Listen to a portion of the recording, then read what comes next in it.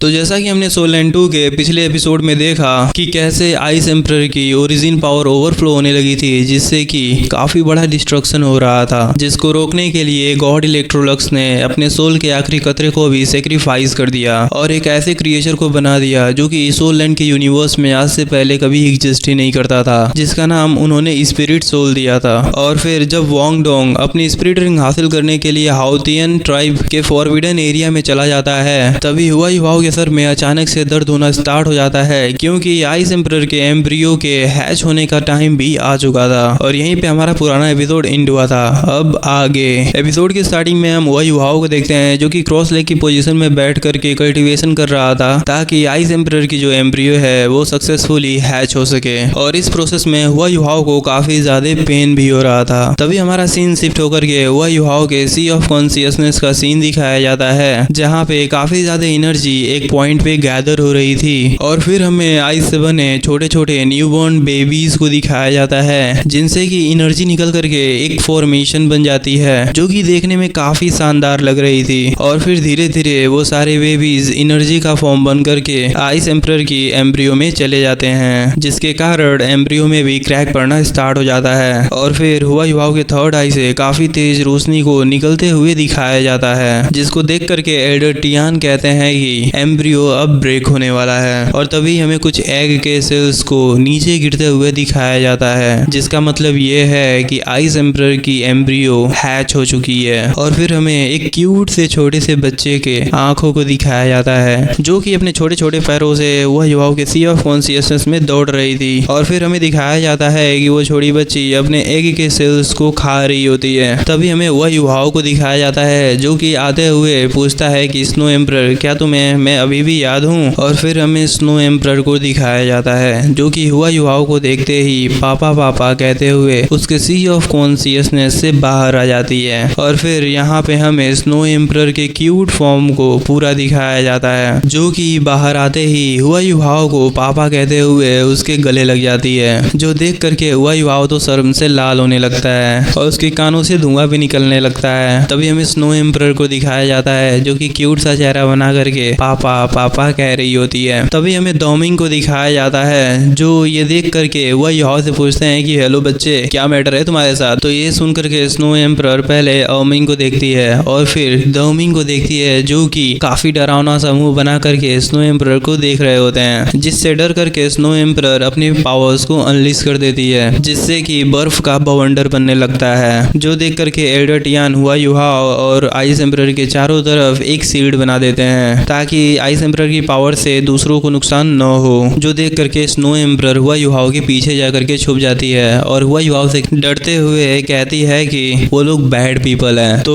हुआ युवाओं कहता है कि वो लोग बैड पीपल नहीं है, इसलिए तुम अपनी पावर को अनलीश करना बंद करो। जो सुन करके आइस एम्प्रेस भी वैसा ही करती है। और फिर हमें डोमिंग को दिखाया जाता है, जिनके दाढ़ी और बाल आइस एम्प्रेस की पावर्स की वजह से बर्फ में जम गए होते हैं, जिसकी वजह से उन्हें सर्दी भी हो जाती है। जिसके बाद वो अपने बर्फ को हटाते हैं और आइस एम्परर की तरफ जाते हुए कहते हैं कि तुम जरूर ही मुझसे डर गई होगी। तो एल्डर टियान उनको रोकते हुए कहते हैं कि तो ये है वो स्पिरिट फॉर्म जिसे कि गॉड एलेक्स ने बनाया है। ये ओरिजिनली हेवन एंड अर्थ के आइस को कंडेंस करके बनी हुई है। तो हुआ युवाओं कहता है कि मेरे टीचर ने स्नो एम्परर को एक स्पिरिट सोल बना दिया है, जो कि पूरी लाइफ मेरी बातों को मानेगी, क्योंकि अब से मैं ही उसका मास्टर हूँ। जिस बात को सुनते ही डोमिंग चौंकते हुए कहते हैं कि स्नो एम्परर, जो कि नॉर्थ साइड के सभी बीस्ट की किंग है, तुम अब उसके मास्टर हो? और फिर वो स्नो एम्परर के पास जाते हुए कहते हैं कि तुमने जरूर ही इसको फोर्स किया होगा ऐसा करने के लिए। जो देख करके स्नो एम्परर फिर से अपने आइस पावर से डोमिंग को बर्फ में जमा देती है। तो हुआ युवाओं कहता है कि ये एक लॉन्ग स्टोरी है, जिसको कि मैं बाद में सुनाऊंगा। तभी एल्डर टियान कहते हैं कि क्या इसने तुम्हें स्पिरिट रिंग भी दिया है? जो बात सुनते ही स्नो एम्परर ऊपर जाते हुए चारों तरफ से हेवन एंड अर्थ की एनर्जी को एब्जॉर्ब करने लगती है। और तभी हुआ युवाओं के फर्स्ट मार्शियल सोल के सभी स्पिरिट रिंग्स भी रिवील हो जाती हैं, जिसको देखते ही स्नो एम्परर काफी ज्यादा उदास होते हुए कहती है कि पापा के पास में स्पिरिट रिंग ऐड करने के लिए कोई भी स्पेस नहीं है। तो हुआ युवाओं कहता है कि मैंने जल्द ही अभी 50 लेवल से ब्रेक थ्रू किया है, तो मैं एक स्पिरिट रिंग को एब्जॉर्ब कर सकता हूँ। तो स्नो एम्परर बच्चों वाली क्यूट सी हरकतें करते हुए हुए कहती है कि केवल एक स्पिरिट रिंग की वैकेंसी एनफ नहीं है। तभी दोमिंग हुआ युहाओ से कहते हैं कि तुम्हारे पास तो सेकंड मार्शियल सोल भी है ना। जो बात सुनते ही हुआ युहाओ अपने second martial soul ultimate ice scorpion emperor को एक्टिवेट कर लेता है, जिसमें कि एक रेड कलर की स्पिरिट रिंग होती है। जो देखते ही आइस एम्परर काफी ज्यादा खुश होते हुए जल्दी से हुआ युहाओ के सी ऑफ कॉन्शियसनेस में चली जाती है और फिर हमें हुआ युहाओ के सी ऑफ कॉन्शियसनेस का सीन दिखाया जाता है, जहाँ पे स्नो एम्परर हुआ युहाओ के सेकंड मार्शियल सोल को देख रही होती है। जिसके बाद वो अपने दोनों हाथों को जोड़ करके अपनी पावर्स को एक्टिवेट करने लगती है, जिसके पीछे हमें रियल स्नो एम्परर की स्पिरिट को दिखाया जाता है। और फिर हमें बाहर हुआ युहाओ का सीन दिखाया जाता है, जो कि धीरे धीरे हवा में फ्लोट करने लगता है। और फिर हमें तभी हुआ युहाओ के चारों तरफ एक व्हाइट कलर की रिंग को घूमते हुए दिखाया जाता है, जो कि कुछ ही देर में 2 हो जाती है, जिसको देखते ही ओमिंग और दोमिंग काफी ज्यादा चौंक जाते हैं। लेकिन ये स्पिरिट रिंग 2 तक ही नहीं रुकती है, वो 2 से 3 होती है और 3 से 4 हो जाती है। जो देख करके दोमिंग शॉक्ड होते हुए कहते हैं कि एक ही बार में 4 स्पिरिट रिंग। तो एल्डर टियान कहते हैं कि ये अभी ओवर नहीं हुआ है। तभी हमें आइस एम्परर को भी दिखाया जाता है, जो कि अपने किसी और ही पावर को एक्टिवेट कर देती है, जिसके वजह से जो चारों स्पिरिट रिंग अभी हमें व्हाइट कलर के नजर आ रहे थे वो ऑरेंज कलर के हो जाते हैं। और फिर हमें आसमान में एक तेज ऑरेंज कलर की लाइट को जाते हुए दिखाया जाता है, जो कि देखने में काफी ज्यादा शानदार लग रहा था। तभी दोमिंग सीरियस होते हुए एल्डर टियान से कहते हैं कि क्या हुआ युहाओ एक ऑरेंज सोल मास्टर है, जो कि हिस्ट्री में अभी तक कोई नहीं हुआ है। ये बच्चा जितना सिंपल दिख रहा है उतना सिंपल है नहीं। हालांकि गाइस मैं ये बात नहीं समझ पाया कि दोमिंग ये बात क्यों बोलता है, क्योंकि सोल लैंड में हमने ऑलरेडी देखा है टैंग सेंग को ऑरेंज कलर की सोल रिंग को एब्जॉर्ब करते हुए,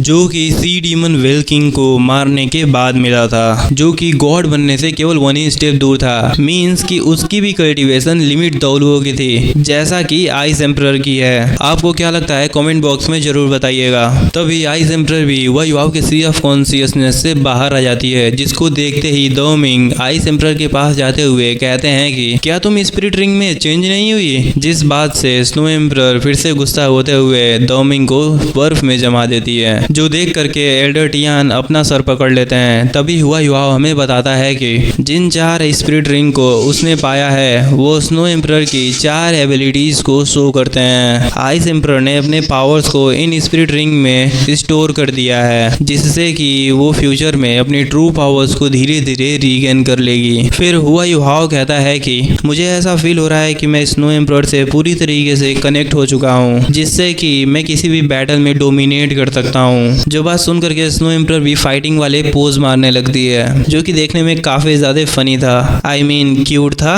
तो ये सारी बातें सुन करके अंकल टियान कहते हैं कि चलो बाहर चेक करते हैं कि तुम्हारे पास कौन सी डोमिनेटिंग स्किल्स हैं। इसके बाद वो सभी लोग हुआ युहाओ के स्किल को टेस्ट करने के लिए बाहर चले जाते हैं। हुआ युहाओ के पास में कौन से नए पावरफुल स्किल आने वाले हैं, ये जानने के लिए पार्ट 2 देखना मत भूलिएगा, जहाँ पे हमें स्नो एम्परर की काफी शानदार फाइट दिखाई जाने वाली है, जो कि कल सुबह 8 बजे अपलोड कर दिया जाएगा। मिलते हैं कल की वीडियो में, तब तक के लिए टाटा बाय बाय।